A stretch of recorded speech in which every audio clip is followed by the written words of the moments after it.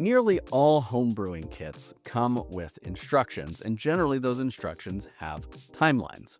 And I want to be clear, the instructions that we have at Craft to Brew are intended to drive success kind of no matter what the conditions are while you're brewing it.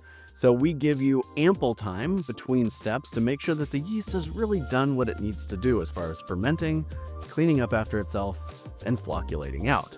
Or when you're putting in your stabilizers, we are very clear about when to do that and when you can back sweeten after doing that, so that way you are set up for success.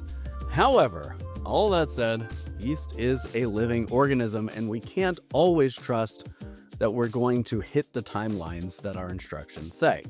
Generally, almost 99% of the time you will, but more times than not, your fermentation is going to finish faster than what the instructions say. You might be ready to bottle before the instructions say that you should.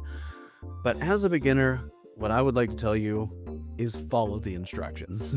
They are written with beginners in mind. They are written with big time scales to allow for the yeast to do its thing. And as long as you're following the instructions and keeping the temperature of your yeast where it needs to be, you should experience success.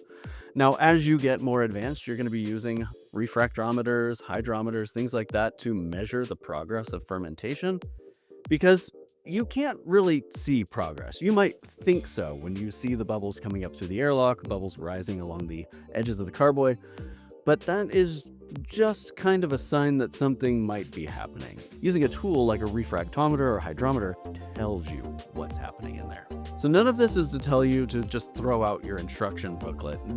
The opposite, actually. You need to follow the instructions if it's your first time making something, but be aware that it may finish before the instructions tell you it's going to finish.